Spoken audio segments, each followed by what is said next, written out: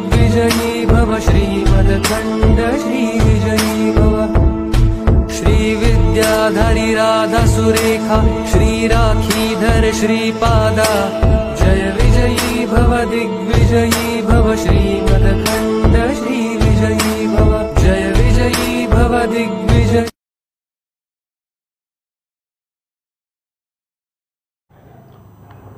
नमस्कार, आपण पाहत आहात जस्ट कॉल मी न्यूज 24 सोलापूर।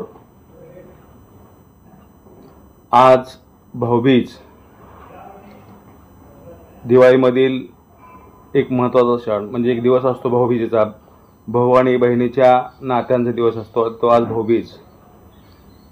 दिवाळीनिमित्त सर्वांना हार्दिक शुभेच्छा।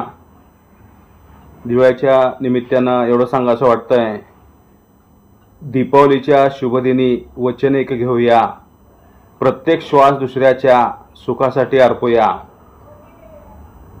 आमचे मित्र परिवार, नातेवाईक, जाहिरातदार, ग्राहक यांच्या जीवनात सुख, शांती, समृद्धी लाभो आणि त्यांना खूप यश मिळो, त्यांचे जीवन आनंददायी हो अशी श्री गुरुदेव दत्त महाराज चरणी प्रार्थना।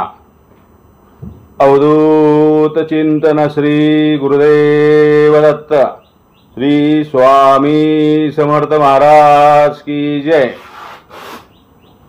आता हे आजच्या आनंदाच्या दिवशी एकदा गुरुदेव दत्त म्हणलं की काय होतं, म्हणजेच नामस्मरणामध्ये किती ताकद आहे हे तुम्हाला मी आज सांगणार आहे। एक राजा असतो, तो राजा खूप श्रीमंत असतो, त्याची प्रजा खूप चांगली असते आणि राजा खूप भक्तिभाव करत असतो, त्यामुळे त्याची प्रजा खूप आनंदी असते, खूप छान असते, राजाचं खूप कौतुक करत असते। राजा असावा तर असा का, तर राजा म्हणजे प्रजेवर अवलंबून असणारा व्यक्ती आणि प्रजा एवढी खुश असते की राजा प्रजेचं खूप कल्याण करत असतो, प्रजेला मदत करत असतो राजा हा। आणि सगळ्यात महत्त्वाची गोष्ट म्हणजे भक्तिभाव करत असतो। परंतु राजाला खूप काळजी वाटते की माझ्यानंतरनं माझ्या मुलाचं कसं व्हायचं, कारण का राजाचे विचार, राजाचं वागणं, राजाची पत्नी ही राणी ह्यांचे विचार संस्कारी असतात, देवधर्म वगैरे करत असतात, दत्त महाराजांची वगैरे सेवा करत असतात, सगळ्यांची सेवा करत असतात। परंतु त्यांचा मुलगा साधं देवाचं नावसुद्धा घेत नसतो, उद्धट असतो, तो स्वतःला खूप शहाणा समजत असतो। राजाला खूप चिंता वाटते की आपल्या मुलाचं कसं व्हायचं, मी आज माझ्या प्रजेसाठी एवढं केलंय, माझी प्रजा एवढं नाव चांगलं घेते माझं, माझ्यानंतर ह्या माझ्या मुलाचं काय होतं, काय करावं लागेल, खूप राजा काळजीत पडतो।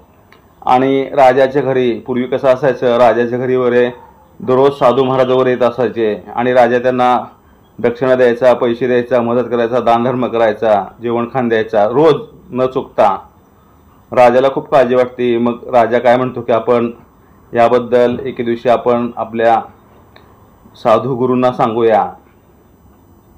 मग दुसऱ्या दिवशी साधू गुरु येतात आणि राजा त्यांना बोलवतो, नमस्कार करतो, दर्शन घेतो, त्यांना पैसे वगैरे देतो, दक्षिणा देतो आणि मग साधू महाराजांना सांगतो, महाराज माझं एक तुमच्याकडं काम आहे, तुम्ही करताल का? साधू महाराज म्हणतात, काय काम आहे राजा, तुम्ही मला आज्ञा असं करावी। तर राजा असं म्हणतो की साधू महाराजांना, मी एवढी सेवा वगैरे करतोय, सगळं करतो मी प्रजेसाठी, प्रजेचं मी कल्याण केलेलं आहे, प्रजा माझं नाव घेते, परंतु माझा मुलगा नामस्मरण करत नाही आहे, देवाचं नावसुद्धा घेत नाही आहे, पुढं त्याचं कसं व्हायचं ह्याच्याबद्दल मला खूप काळजी वाटते। त्यावेळेस साधू महाराज असं म्हणतात, तू असं कर हे राजा, तू असं कर, उद्या मला त्याच्यासमोर घेऊन ये, मी त्याला बोलतो। हे सगळं असं बोलणं ठरतं, कारण का कधी कधी असं असतं की सोनार आणि कान टोचलेले खूप चांगले असतात आणि डॉक्टरने इंजेक्शन दिलेलं खूप चांगलं असतं। ठरल्याप्रमाणे साधू महाराज त्या राजाकडे येतात आणि राजा दर्शन वगैरे घेतो, राजाची पत्नी पण राणी दर्शन वगैरे घेते, त्याला आनंद वाटतो। मग त्याला म्हणते, कुठे आहे तुमचा मुलगा, बोलवा त्याला इकडं। तो मुलगा येतो, त्या मुलाला साधू महाराज प्रश्न विचारतात, काय नाव रे तुझं, इकडे काय म्हणतो, काय काम आहे म्हणतो तुमच्याकडं, माझ्या प्रश्नाचं उत्तर देशील का तू? हो देईन ना, त्याला खूप मस्ती असते, मगरुरी असतो, माज असतो त्या पोराला. मग ते साधू महाराज म्हणतात, एकदा गुरुदेवदत्त म्हणलं की काय होतं मला सांगतो. तो मुलगा कधीही नाव न घेणारा म्हणतो, एकदा गुरुदेवदत्त म्हणलं की काय होतं मला माहीत नाही आहे, तुम्ही मला ह्याचं उत्तर द्यावं. साधू महाराज म्हणतात, याचं उत्तर मला सुद्धा अजिबात माहीत नाही आहे. त्या मुलाला खूप राग येतो. तो काय म्हणतो साधू महाराजांना, तुम्ही स्वतःला गुरु समजता, महाराज समजता, तुम्हाला पण प्रश्नाचं उत्तर देत नाही. एकदा गुरुदत्त म्हणलं की काय होतं आणि तुम्ही मला विचारताय एकदा गुरुदत्त म्हणलं काय होतं. तुम्हालाच कळत नाही मला काय म्हणताय, पण मला तुम्ही फसवलेलं आहे, मला तुमच्याकडनं प्रश्नाचं उत्तर पाहिजे. मग साधू महाराज हसतात आणि म्हणतात, आपण असं करूया, ह्या प्रश्नाचं उत्तर आपण ब्रह्मदेवाकडे जाऊन विचारूया. पण तो मुलगा म्हणतो, हे सगळं ठीक आहे, पण तुम्ही मला फसवलेलं आहे, तर तुम्हाला एक शिक्षा म्हणून मला खांद्यावर घेऊन जावं लागलं ब्रह्मदेवाकडं. मग साधू महाराज म्हणतात, ठीक आहे, आपण ब्रह्मदेवाकडे जाऊया. ब्रह्मदेवाकडे जातात. मग तो मुलगा म्हणतो, ह्या साधू महाराजांनी मला फसवलेलं आहे, आगाव आहे साधू, नालायक आहे. ब्रह्मदेवा तुम्ही मला सांगा, एकदा गुरुदेवदत्त म्हणलं की काय होतं. ब्रह्मदेव म्हणतात, हसतात आणि म्हणतात, एकदा गुरुदत्त म्हणलं की काय होतं याचं उत्तर मला पण माहीत नाही आहे. तो मुलगा फारच चिडतो, तुम्ही दोघंही बदमाश आहे म्हणतो. मग असं करायचं, आता तुम्ही दोघांनी पालखी करायची, एकाने समोर आणि एकाने मागं धरायचं आणि मी मध्ये बसणार आहे. मग ह्या प्रश्नाचं उत्तर कोणाकडे मिळेल. तर आपण असं करूया, ब्रह्मदेव म्हणतात की आपण ह्या प्रश्नाचं उत्तर विष्णूकडे जाऊन विचारूया, विष्णुदेवाकडं. तुम्ही दोघं आगाव आहे, तुम्ही दोघांनी फसवलेलं आहे. मग विष्णुदेवाकडे गेल्यावर हा उतरतो, पालखीबंद घेऊन जातात त्याला.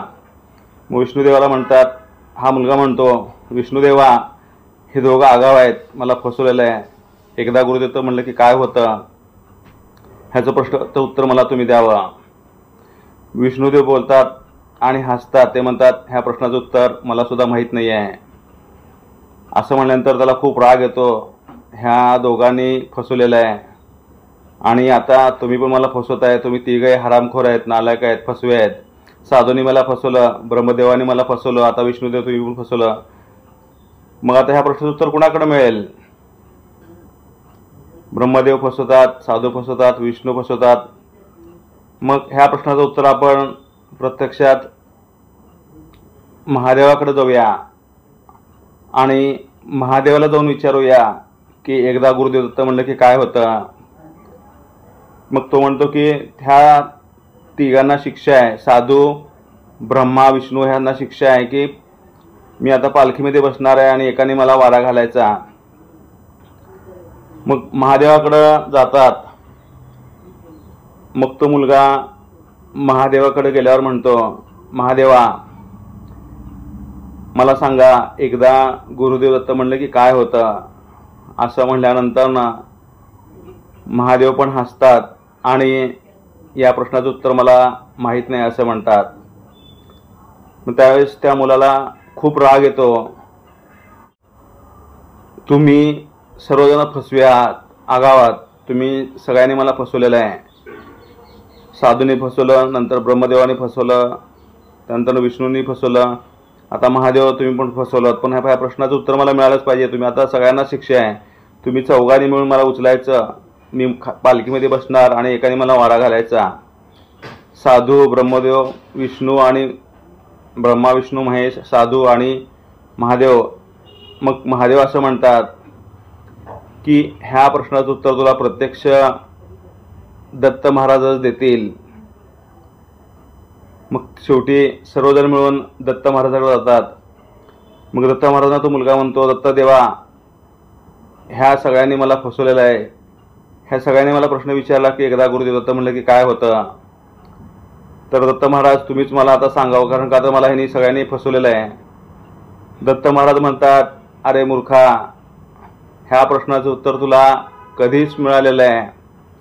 एकदा गुरुदेवदत्त म्हणलं की प्रत्यक्ष ब्रह्मा, विष्णू आणि महेश ह्या देवांचा तुला सहवास लावलेला आहे. ह्या देवांनी तुला उचलून आणलेलं आहे. म्हणजे ज्या माणसाला प्रत्यक्ष देव उचलून आणतात, पालखीत वारा घालतात, म्हणजे देवाचा सहवास लाभणं म्हणजे ह्यासारखं भाग्यवान कोण नाही आहे, आणि तू खूप भाग्यवान आहेस. एकदा गुरुदेव दत्त म्हणलं की प्रत्यक्ष देवाचा सहवास होतो.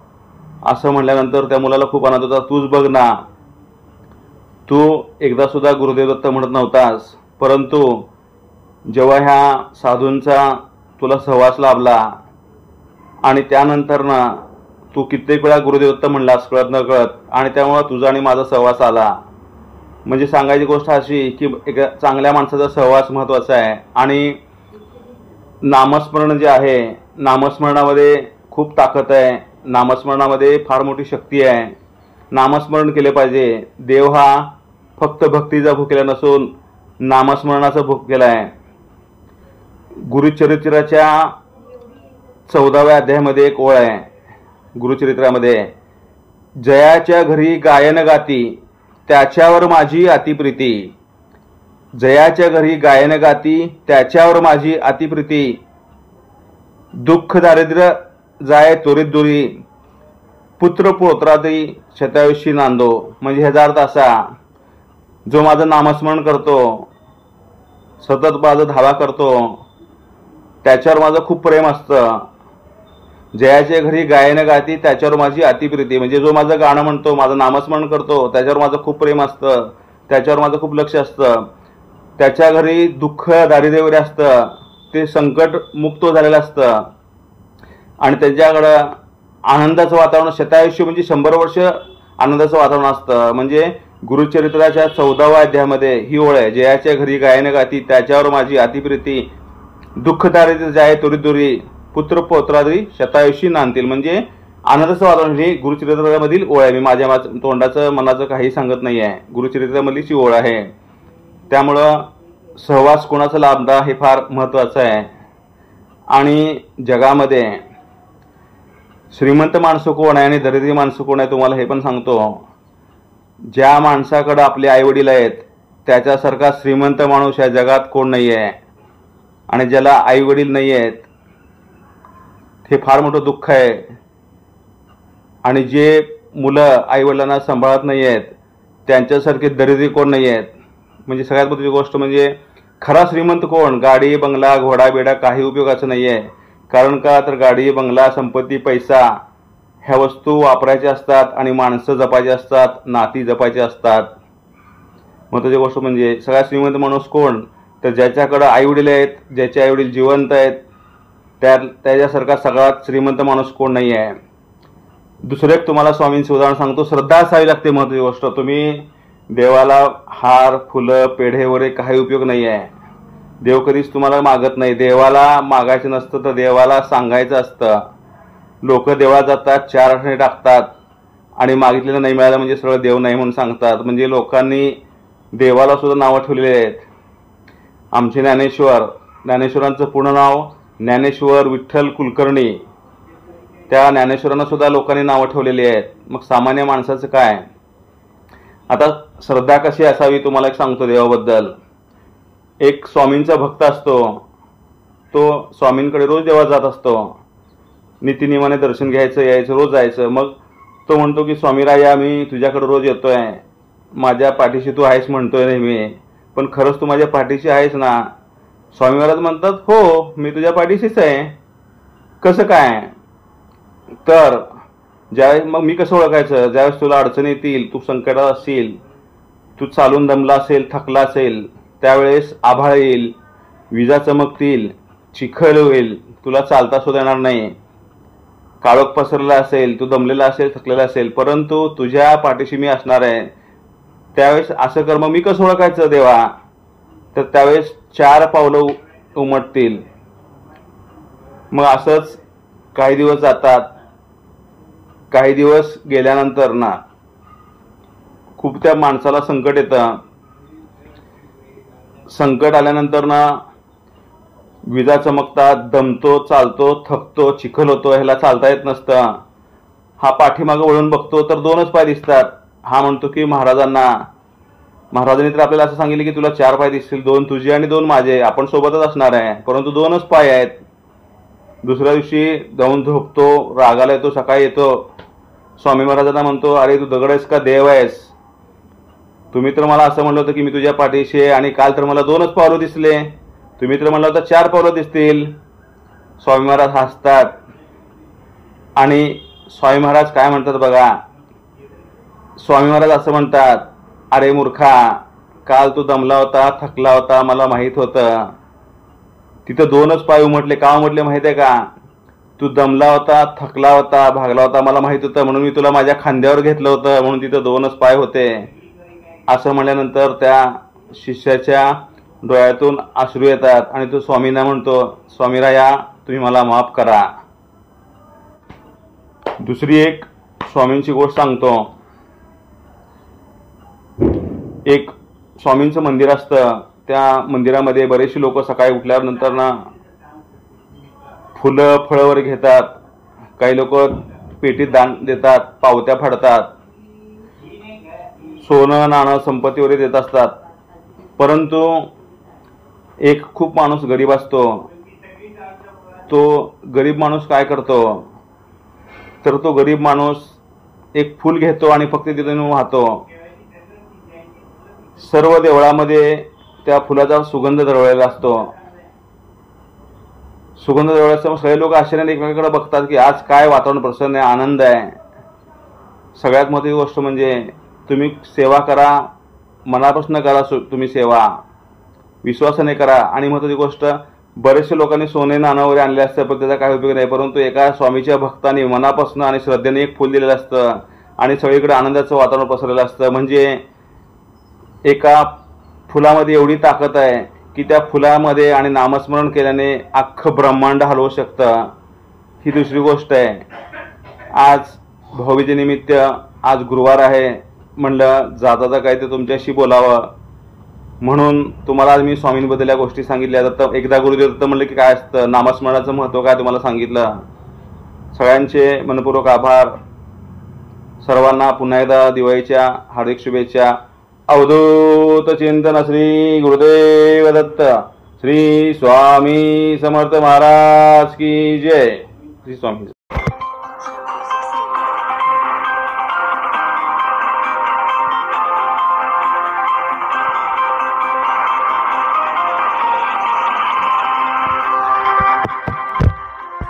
नवले स्पीच व हिअरिंग क्लिनिक सोलापूर जिल्ह्यातील एकमेव अधिकृत क्लिनिक. गेल्या 15 वर्षापासून ग्राहकांच्या विश्वसनीय सेवेत सर्व प्रकारच्या वाचा, श्रवण, टिनिटस, चक्कर संबंधित दोषावर अचूक निदान. नामवंत कंपन्याचे श्रवणयंत्र उपलब्ध व शास्त्रशुद्ध पद्धतीने बसवण्याची सोय. तर लवकरच भेट द्या नवले स्पीच व हिअरिंग क्लिनिकला.